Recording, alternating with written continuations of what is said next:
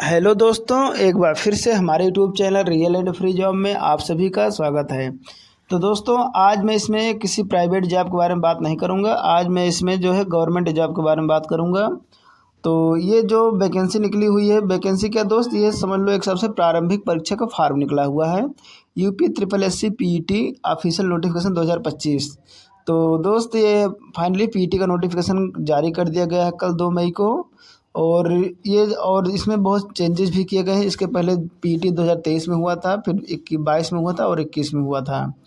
तो उन सब जो पीईटी हुए थे उनकी वैलिडिटी 1 साल की होती थी, पर इसमें चेंजिंग ये कर दिया गया है कि अब इसकी वैलिडिटी 3 साल तक बढ़ा दी गई है।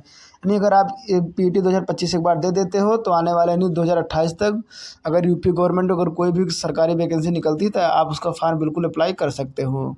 तो यानी आपको अब 3 साल तक पीईटी देने की ज़रूरत नहीं पड़ेगी। अगर आप एक बार दे देते हो, आपके स्कोर अच्छे हो जाते हैं, तो आप वही स्कोर 3 साल तक यूज कर सकते हो।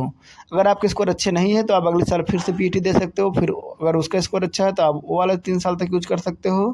तो इस प्रकार से होने वाला है। और सबसे ज़रूरी पीईटी का फॉर्म अप्लाई करना इसलिए है क्योंकि अगर आप पीईटी दिए रहेंगे तो आप लेखपाल, जूनियर असिस्टेंट, ग्राम पंचायत अधिकारी, ग्राम विकास अधिकारी और बाकी जो लड़कियों के लिए जो पोस्ट होती है जैसे एएनएम वगैरह की, तो वह आईटी वालों की आईटी इंस्ट्रक्शन, बाद ये ट्यूबवेल ऑपरेटर। तो ये सब चीज़ें जो मतलब ऑफिशियल जो नौकरियां होती हैं अच्छी अच्छी यूपी गवर्नमेंट में, तो वो सारी वैकेंसियाँ यूपी ट्रिपल एससी से ही जारी होती हैं। तो अगर आपने पीटी का जब फार्म भरा रहेगा, परीक्षा दी रहेगी, तभी आप ये सब फार्म अप्लाई कर पाएंगे। और लेखपाल की भी लगभग 10,000 वैकेंसी आएगी। जब इसका पीटी की परीक्षा हो जाएगी, इसका रिजल्ट आ जाएगा, तो फिर अगले साल मान सकते हो 2026 में लेखपाल लगभग 10,000 वैकेंसी आएगी, लेकिन उसका फॉर्म सिर्फ वही भर पाएगा जो पीटी की परीक्षा दिया रहेगा। तो इसलिए आप सभी लोग इस पीटी का फॉर्म ज़रूर भरें। और इसका जो है ऑनलाइन आवेदन शुरू हो रहा है 14 मई से 17 जून तक चलने वाला है। और ये फॉर्म आप बिल्कुल अपने मोबाइल से भी भर सकते हैं, आपको कहीं साइबर कैफे वगैरह जाने की ज़रूरत नहीं है। और योग्यता की इसमें बात करें तो केवल 10वीं पास अगर कोई लड़का है और 18 साल का आयु पूरी कर चुका है तो वह इस फॉर्म को बिल्कुल अप्लाई कर सकता है। और दोस्त, बाकी विस्तृत जानकारी के लिए आप वीडियो को पूरा ज़रूर देखें। आगे हम वीडियो में पूरी डिटेल्स में सारी जानकारी बताए हुए हैं कि इस फॉर्म को भरने के लिए आपका फ़ोटो कैसा होना चाहिए, और बाद फीस कितनी लगने वाली है, सिलेबस में क्या क्या पूछा जाएगा, इतिहास, भूगोल जो भी पूछा जाएगा तो उसमें कौन कौन से टॉपिक पूछे जाएंगे। तो सिलेबस का भी पूरा जिक्र किया हूँ इस वीडियो में। इसलिए दोस्त, यह वीडियो थोड़ी लंबी होने वाली है, लेकिन आप लोग इस वीडियो को पूरा ज़रूर देखें, तभी आपको पूरी जानकारी मिल पाएगी।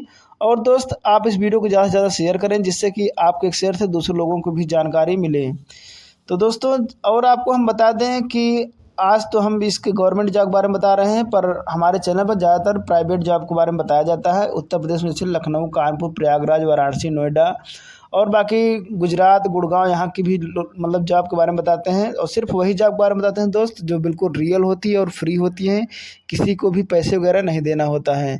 तो दोस्त, अगर आप यूपी या गुजरात या गुड़गांव में अगर आप प्राइवेट जॉब की तलाश कर रहे हैं कि सोचते हैं अगर हमें कहीं प्राइवेट जॉब मिल जाए 15, 18, 20 हज़ार की, तो आप हमारे चैनल से ज़रूर जुड़ जाएं। हमारे चैनल पर आप जाकर चेक भी कर सकते हैं। लगभग 400 से ज़्यादा वीडियो अब तक अपलोड हो चुकी है।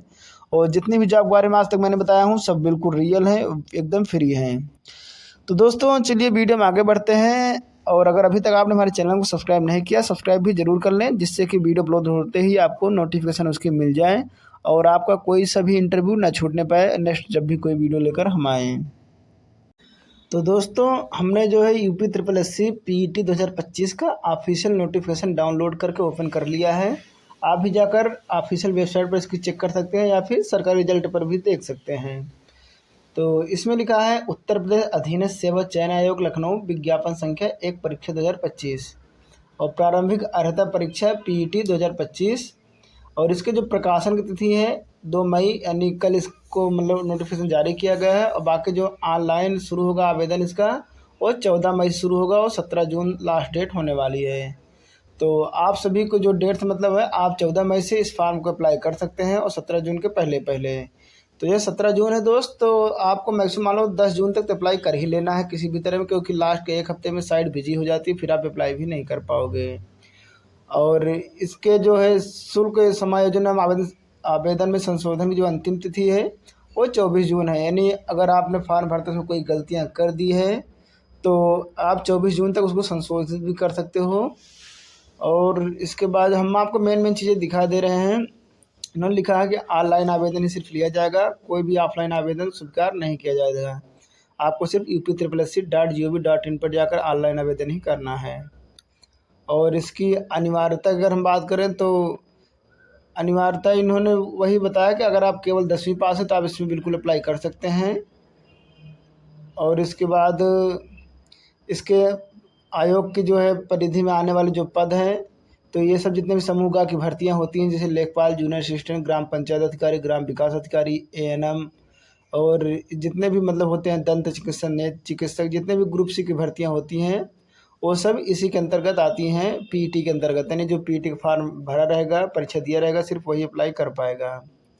तो जो मेन मेन अच्छी नौकरियां हैं, लेखपाल, जूनियर असिस्टेंट, ग्राम पंचायत अधिकारी, ग्राम विकास अधिकारी, और उसके बाद जो और बाबुओं की क्लर्क वगैरह भर्तियाँ निकलती हैं, तो ये सब चीज़ों में पीटी जो है बहुत अनिवार्य है। अगर आप पीटी का परीक्षा नहीं दिए हैं तो आप कभी अगर मान लो भर्ती आती है जूनियर असिस्टेंट वगैरह की, तो आप फार्म नहीं भर पाएंगे। तो ये इसलिए बहुत ज़रूरी चीज़ है। और लोअर की भी वैकेंसी से आती है। और उसके बाद इन्होंने कहा है कि अगर आप ऑनलाइन आवेदन जब करेंगे तो आपको जो है अपना पंजीकरण करना पड़ेगा, फिर उसके बाद फ़ोटो हस्ताक्षर अपलोड करना होता है, फिर फार्म का और डिटेल्स भरनी होती है, और फीस का भुगतान कर लेना होता है। ये 4 प्रोसेस, फिर 5 प्रोसेस में आपको प्रिंट आउट ले लेना होता है। यही इनका पूरा प्रोसेस है फार्म भरने का।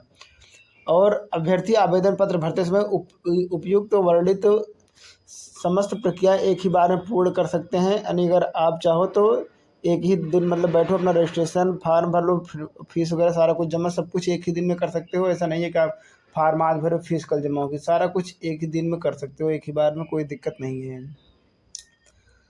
और इसके बाद इन्होंने जो आयु सीमा बताई है 18 से 40 साल बताई है। अगर आप 18 से 40 साल के हैं और अगर आप 10वीं पास हैं तो यह फार्म आप बिल्कुल अप्लाई कर सकते हैं, कोई दिक्कत नहीं है। और बाकी फ़ोटोग्राफ वगैरह के बारे में इन्होंने बताया है कि आपका जो फ़ोटोग्राफ है चेहरे की छवि स्पष्ट होनी चाहिए, यानी आपको धुंधली फ़ोटो नहीं होनी चाहिए।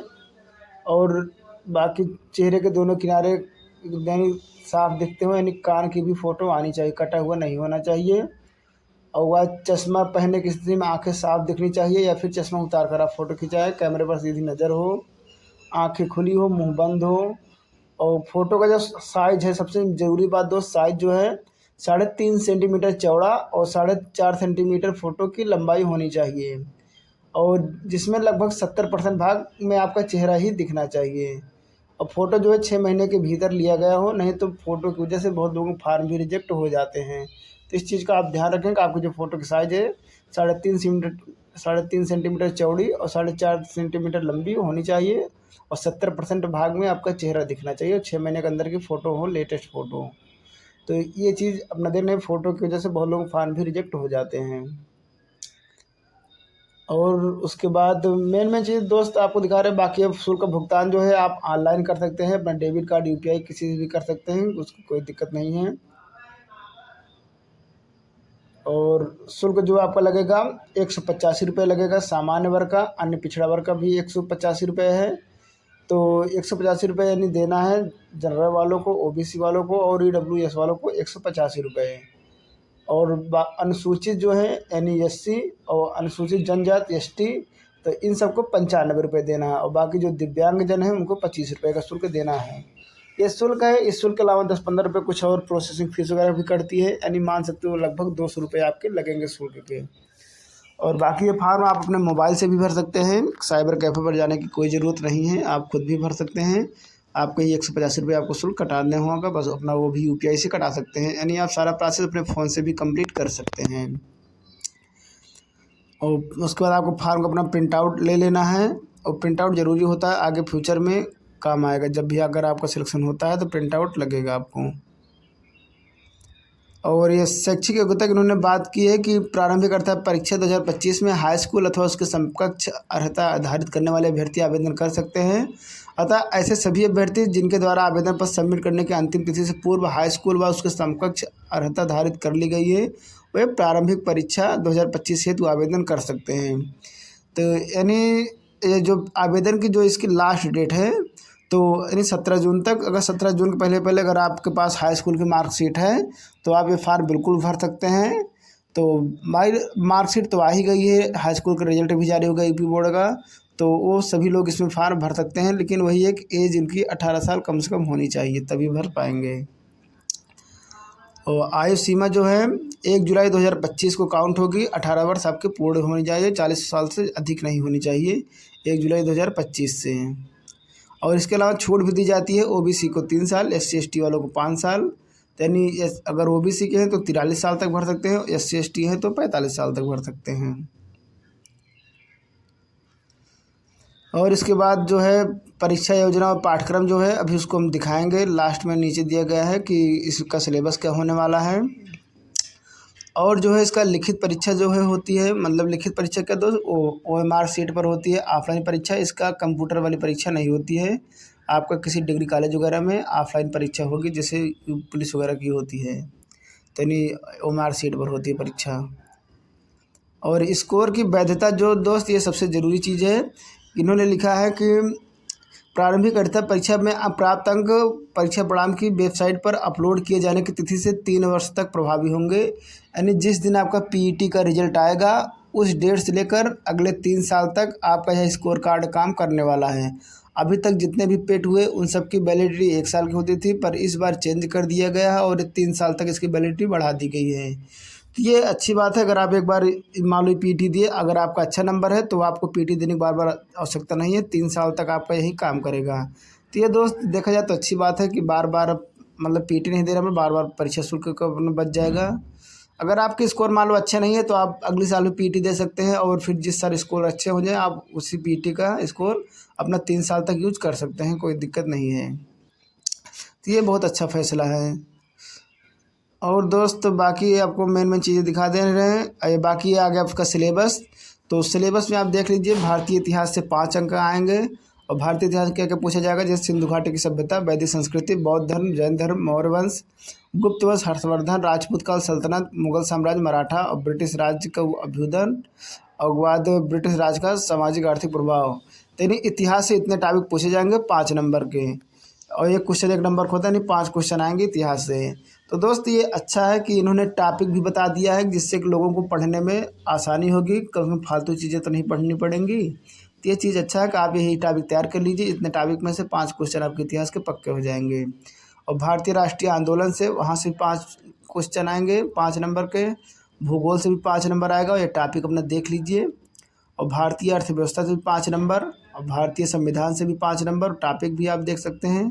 सामान्य विज्ञान से 5 नंबर, जिसमें भौतिक रसायन जीव के प्रारंभिक विज्ञान आएगा। और अंक गणित भी आएगी 5 नंबर की, जिसमें सिर्फ कितने चैप्टर हैं, पूर्ण संख्या, भिन्न दशमलव है, प्रतिशतता है, और साधारण अंक गणितीय समीकरण, वर्ग एवं वर्गमूल, घातांक एवं घात, औसत। बस सिर्फ आपको इतने ही 6 चैप्टर आपको मैथ के पढ़ने हैं, और इसी में से आपके 5 नंबर कन्फर्म हो जाएंगे। आपको और बाकी कुछ भी नहीं पढ़ना है। तो आप टॉपिक देखकर ज़रूर पढ़ाई करें, क्योंकि फर्जी चीज़ें पढ़ने कोई फ़ायदा नहीं है। अगर आप पूरी मैथ तैयार करके जाते हो दोस्त, क्या मतलब मिलेगा 5 ही नंबर। तो आप इन्हीं टॉपिक तैयार कीजिए, इन्हीं टॉपिक में से आएगा 5 क्वेश्चन। और सामान्य हिंदी के भी टॉपिक दिए गए हैं, संधि, विलोम, पर्यायवाची, वाक्यांश के लिए एक शब्द, लिंग, संस्कृत भिन्नार्थक शब्द, मुहावरे, लोकोक्तियाँ, सामान्य अशुद्धियाँ, लेखक और रचनाएँ। तो इतने टॉपिक आपको हिंदी में पढ़ने, इससे भी 5 नंबर, सामान्य अंग्रेजी के 5 नंबर, और रीजनिंग के भी देख सकते हैं, सिर्फ इतने टॉपिक पढ़ने हैं भी 5 नंबर। और करंट अफेयर के 10 नंबर आएंगे, और बाद 10 नंबर है GK का आएगा आपको, सामान्य जागरूकता का, जिसमें भारत का GK रहेगा ज़्यादातर। ये भारत के पड़ोसी देश, देश, राजधानी, मुद्रा, राज्यों, केंद्र शासित प्रदेश, संसद, लोकसभा, राज्यसभा, विधानसभा। तो ये ज़्यादातर ये भारत का ही GK है, यूपी के GK नहीं है ये। तो इस प्रकार से आप इसको सिलेबस भी देख सकते हैं। और इसके बाद जो है GK को हो गया। GK के बाद जो है आपका हिंदी का आएगा, आप पठित हिंदी गद्यांश, उसका विवेचन कर विश्लेषण कर लो। 2 गद्यांश रहते हैं, 10 नंबर के आएंगे। यानी हिंदी के 2 गद्यांश दिए जाएंगे, 5-5 नंबर रहेंगे। तो उसमें मतलब गद्यांश में से देखकर आपको प्रश्न के उत्तर देने होते हैं। तो उस 2 गद्यांश आएंगे 5 में, 10 नंबर आपके हिंदी से बन जाने वाले हैं। इसमें कुछ पढ़ना तो है नहीं, उसी में छाँट के आंसर बताना होता है। और मैथ के 2 ग्राफ आएंगे, उसका विश्लेषण करना होता है, उसको हल करने होते हैं। यानी ग्राफ वाला सवाल आएगा तो उस 2 रहेंगे 5-5 नंबर के, तो 10 नंबर ग्राफ के हो जाएंगे और 10 नंबर के तालिका पे हो जाएंगे। और तो इस प्रकार से मतलब मैथ के 10 नंबर यहाँ तालिका को गए, और ग्राफ का भी ये भी मैथ का ही है 10 नंबर एंड 20 नंबर, 5 नंबर भी ऊपर अंकगणित है, यानी मैथ का इसमें 25 नंबर टोटल होने वाला है। तो देखा जाए दोस्त, मैथ का भी अच्छा पोर्शन है, 25 नंबर मैथ का होने वाला है इसमें। तो दोस्तों, आपको हमारी वीडियो कैसी लगी एक बार हमें कमेंट बॉक्स में ज़रूर बताएं, और अगर आपको हमारी वीडियो अच्छी लगी हो तो वीडियो को लाइक करें, शेयर करें। और दोस्त, आपसे रिक्वेस्ट है, अगर अभी तक आपने हमारे चैनल को सब्सक्राइब नहीं किया, सब्सक्राइब भी ज़रूर कर लें, क्योंकि हमारे चैनल पर मतलब कि आज मैंने तो गवर्नमेंट जॉब के बारे में बता दिया, और बाकी ज़्यादातर मैं यूपी जॉब के बारे में ही बताता हूँ, जो प्राइवेट सेक्टर में नौकरियाँ निकलती रहती हैं उत्तर प्रदेश में, अपने जैसे लखनऊ, नोएडा, कानपुर, तो यहाँ कुल बाकी गुजरात के भी, गुड़गांव के भी मैं वीडियो डालता रहता हूँ। आप हमारे चैनल पर जाकर चेक कर सकते हैं, 400 से ज़्यादा वीडियो अब तक अपलोड हो चुकी है। और सारी जॉब हमारे द्वारा जो बताई जाती है सब रियल होती है और बिल्कुल फ्री होती है, किसी को भी पैसे वगैरह नहीं देना होता है। तो इसलिए दोस्त, अगर आप चाहते हैं कि वीडियो अपलोड करते ही आपको नोटिफिकेशन मिल जाए तो आप हमारे चैनल को सब्सक्राइब जरूर कर लें। तो दोस्तों, पूरा वीडियो देखने के लिए आप सभी बहुत बहुत धन्यवाद।